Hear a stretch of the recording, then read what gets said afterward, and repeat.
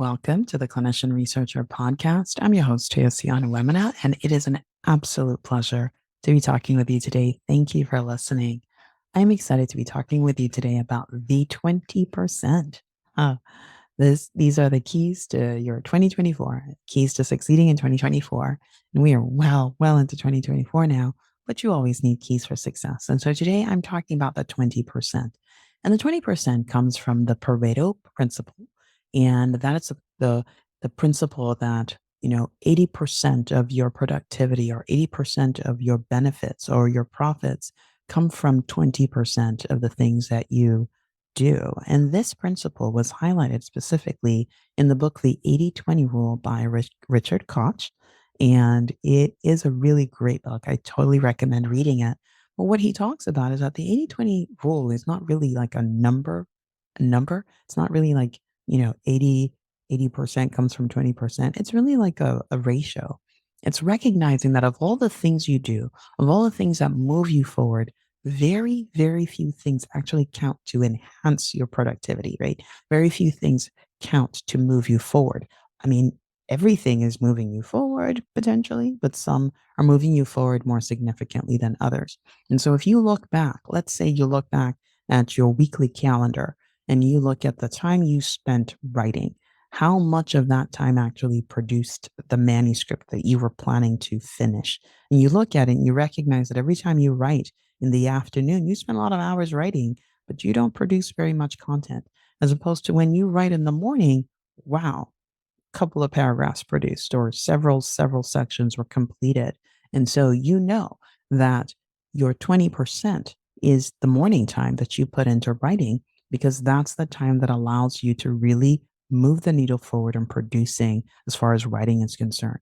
So I use that example because I am a morning writer. I'm one of those people who's got to get it done in the morning and I can write at any time of the day, but I am so much slower in the afternoon. I produce much less in the afternoon. For that reason, my 20% is to write in the morning. So that's the example. It comes from the Pareto principle, and it's really described well in the 80/20 rule by Richard Koch. And it's also described well in the book Essentialism by McKeon.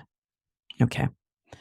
All right. So I'm talking about the 20%. And how do you succeed in your research program by thinking about the 20%?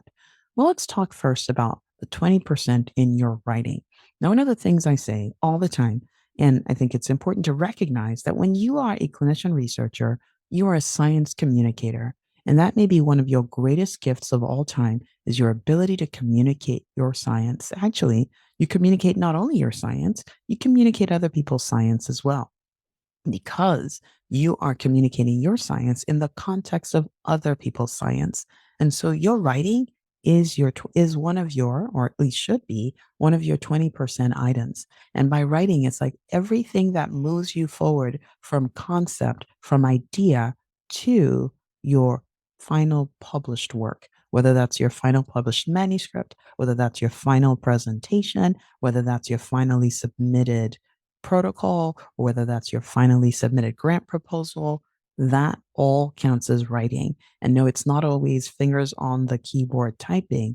It's also the work that you're doing to read. It's the work that you're doing to do the research or analyze data. All of that is what I'm counting as writing in your science communication.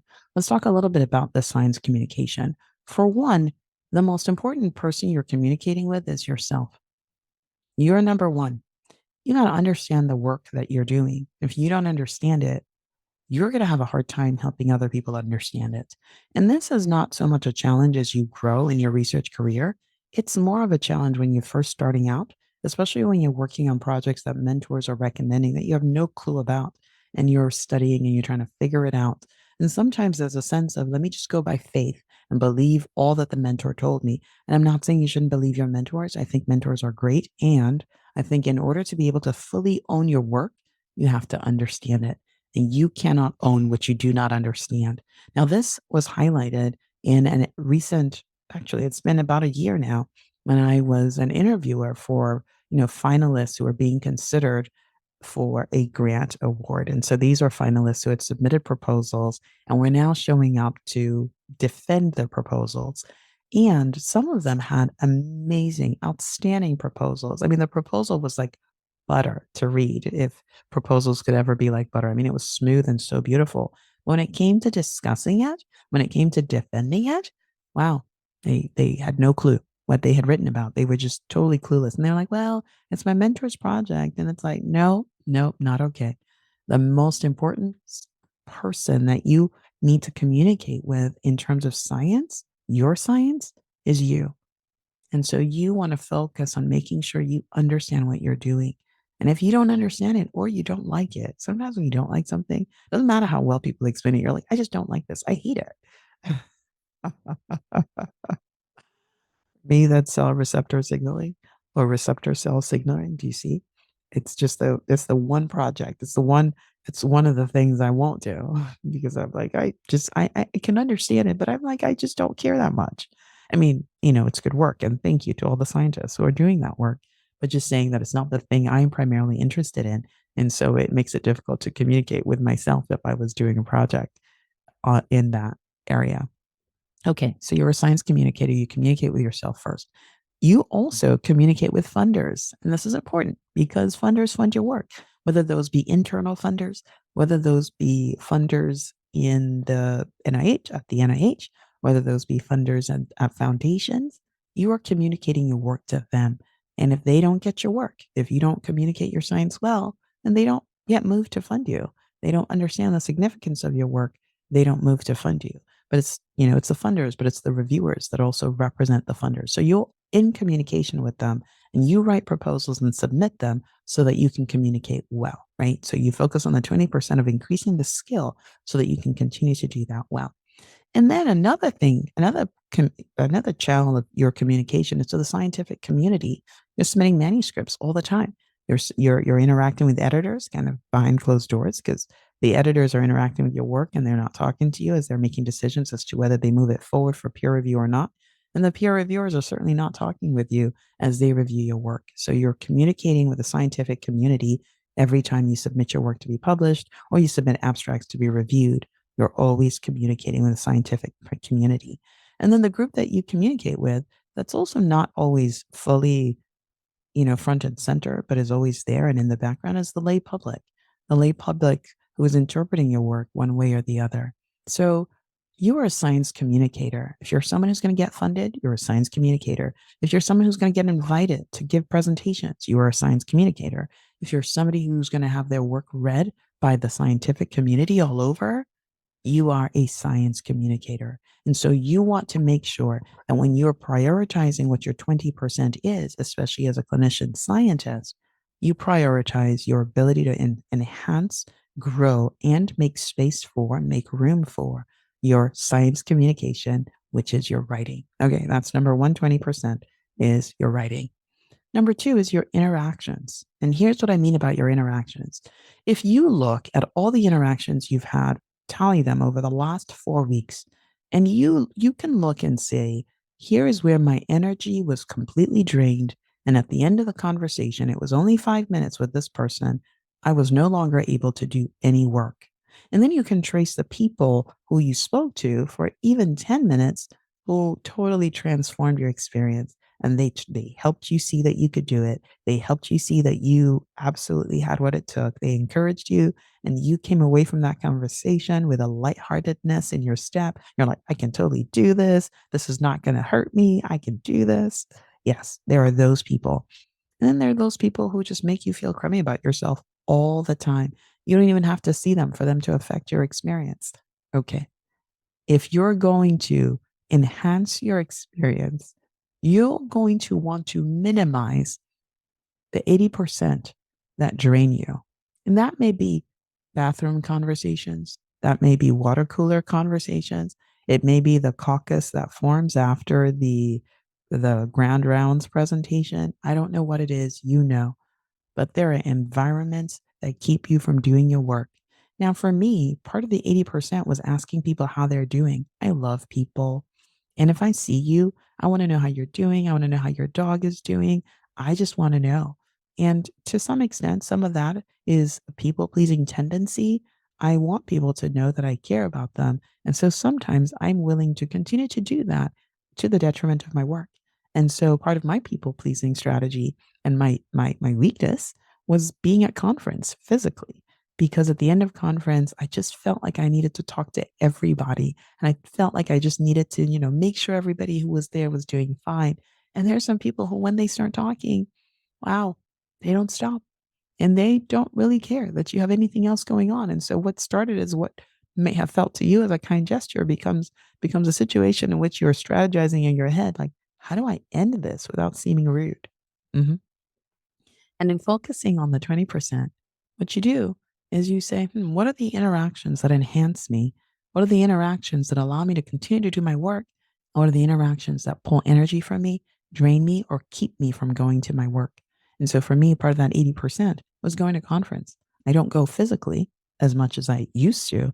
I go I go virtually, or, intermittently in person, because as much as the collaborations and the connections are critical, one of my flaws is the need to continue to talk to people and find out how they're doing to the detriment of the work I'm supposed to be doing. And so you want to understand what interactions you have that keep you from moving forward. You want to identify the interactions that keep you moving forward. You want to up those interactions. You want to up those communities, and you want to downgrade the ones that do not move you forward. So focus on the 20% in your interactions. Okay, the next one is a 20% of the spaces to which you show up. Now, this is really important. And I want to speak specifically, honestly, in this way to people who are underrepresented in academia. Not every space is a safe space. And it's important to just acknowledge that. And I'm just acknowledging that not every space is a safe space. We would hope that academic institutions are, bastions of learning and acceptance and tolerance, and we would love to believe that. But the experience of many people is different.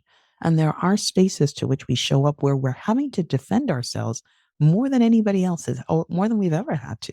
There's spaces to which we show up where we get up to give a simple presentation and we're challenged, and then we're challenged again. And then we feel like we need to prove that we were correct. And there's a lot of energy that goes into showing up in those spaces, preparing for those spaces, making sure that we recover at the end of being in those spaces. And I just want to encourage you to think 20%.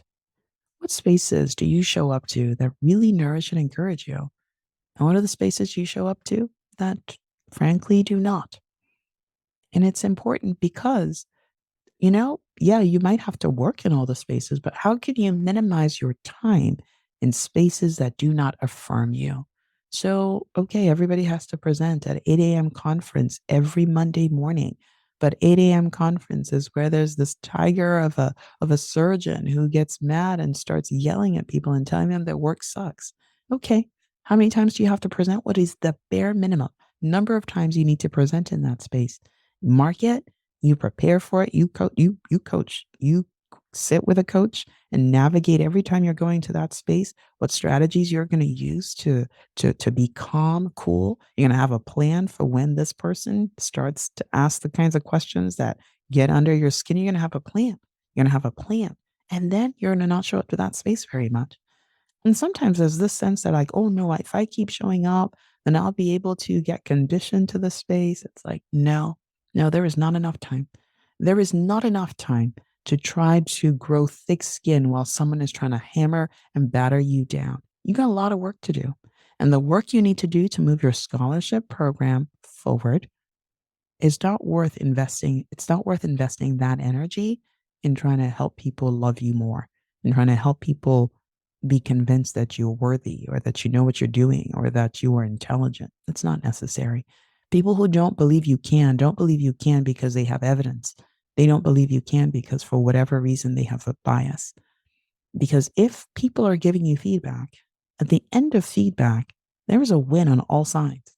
If you are left with feedback that leaves you feeling worthless, then I would suggest that that probably doesn't count as feedback. And so maybe you stop asking for feedback from the person who's always tearing you down in the name of feedback. I don't know what the answer is for you. I just know that there are some spaces where you are not affirmed for who you are. And I'm saying, just minimize the number of times you show up in those spaces, and Maximize the times that you show up in communities where you are nourished, where you are affirmed, and where people celebrate you.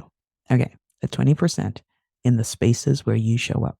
Or maybe there are meetings that you show up to.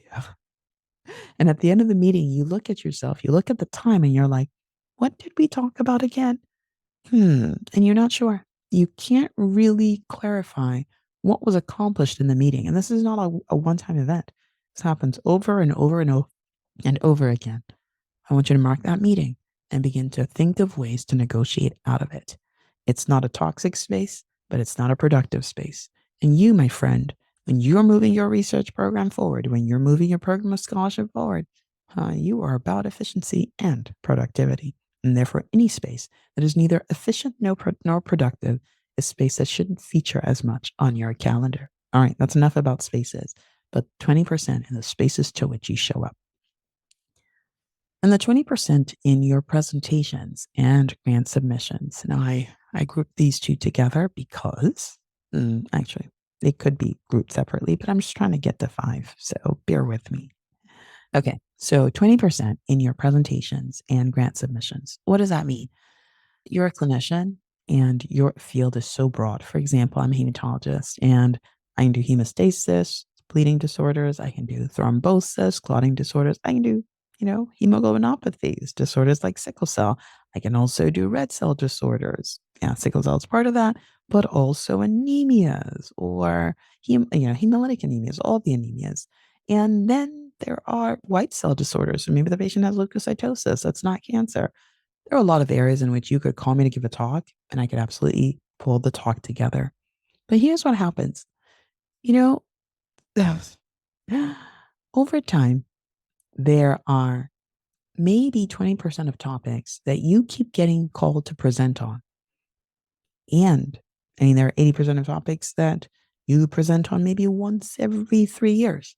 And so when they call you to do the once every 3 year presentation and you have to dust up your slides, it takes a long time to catch up again on all the things you haven't read in the last 3 years because that's not your area of focus. And so what you want to do is you want to make sure there's just a narrow area of focus that you present in so that every time someone says, hey, come present, you're not starting a new presentation from scratch. You're ready to go. I mean, yeah, no presentation is without the need for, dusting up every once in a while. But what you don't want to do is to be creating a presentation every time. So define your field, define it. And if you're a clinician researcher, you're moving scholarly program forward in one specific area. And it can be a broad area, but it's just got to have a theme. And if you find yourself creating a new presentation every time you're invited to speak, that may be a sign that maybe it's too broad or maybe your criteria are not narrow enough. And what you want to do is go back to all your presentations, pick the ones you love the most, pick the ones that are most interesting to you and the ones that people continue to invite you back to speak about. And you want to move those ones forward. In your grant submissions, the same thing. You have a big program, you have funding from this person and funding from that person. And there are just some of the programs or some of the grant funding agencies that really give you a big bang for your buck.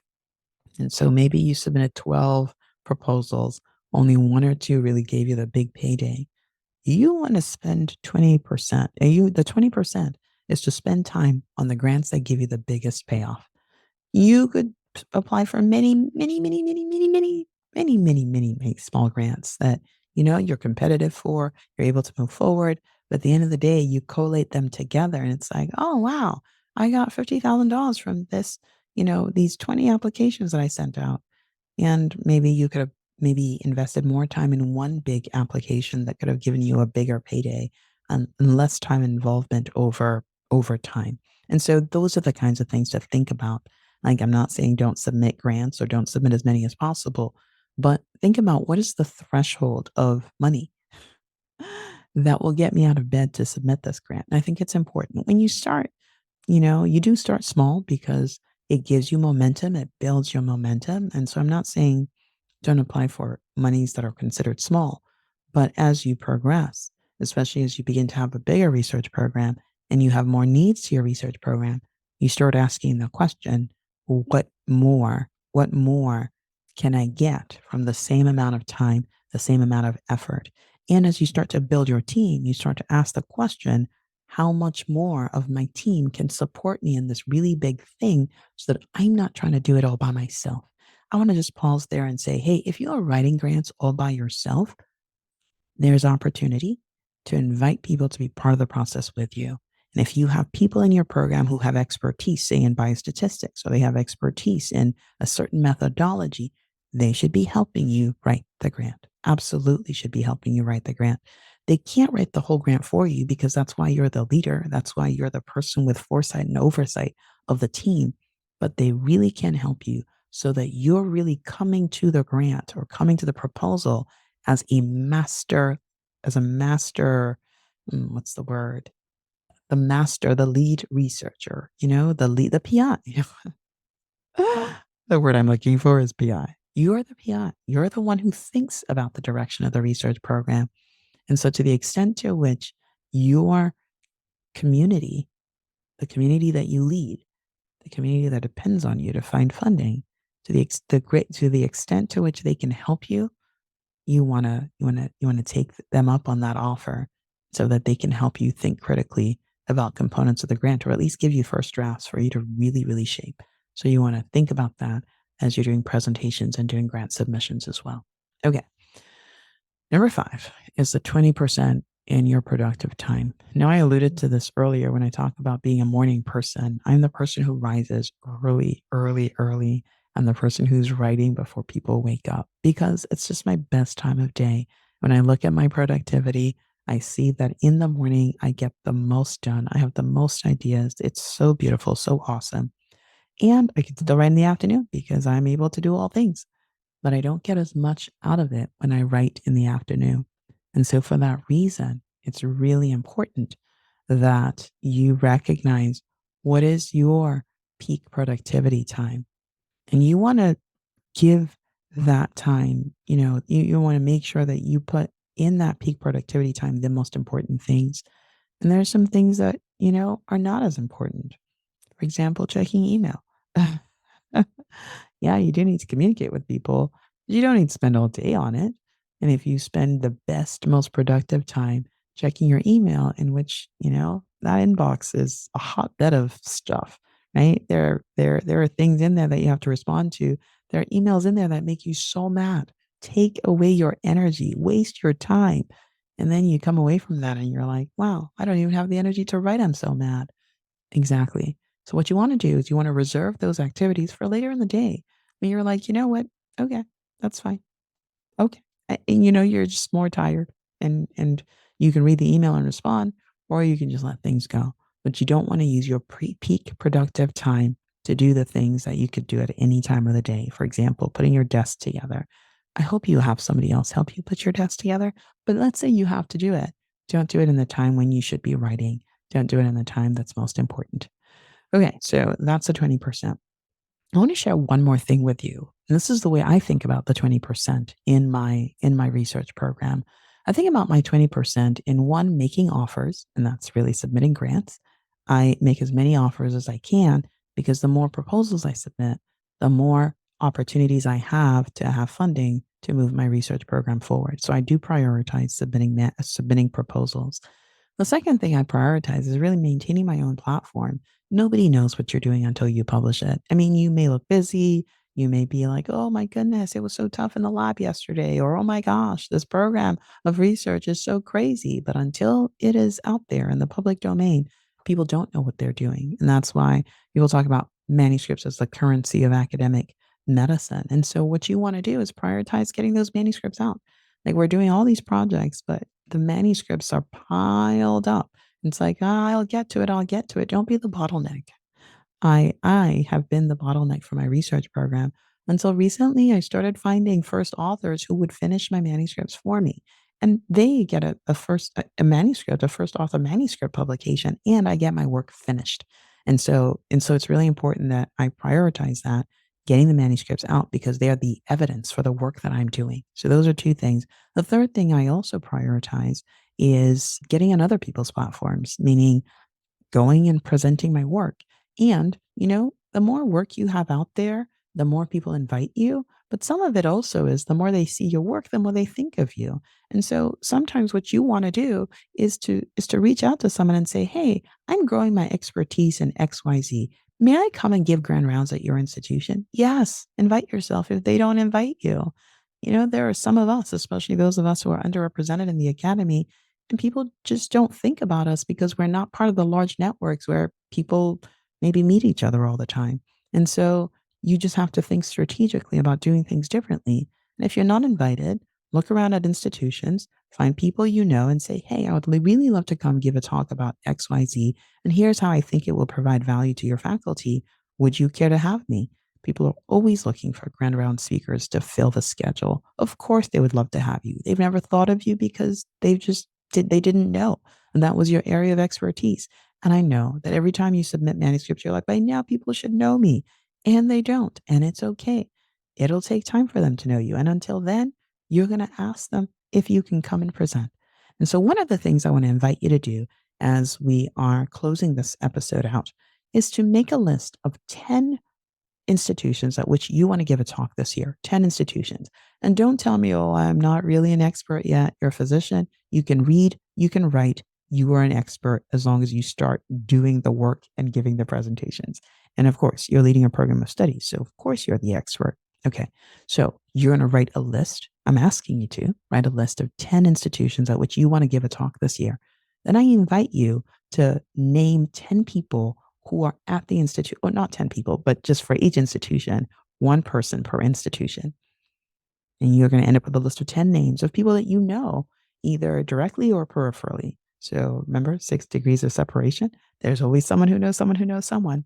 And then I want you to reach out to just one person this week and say, "Hey, I'm building my reputation in this area. Here is a paper I've published in the field." Or if you haven't published anything, that's okay too. Say, "May I come and give a grand rounds talk on XYZ?"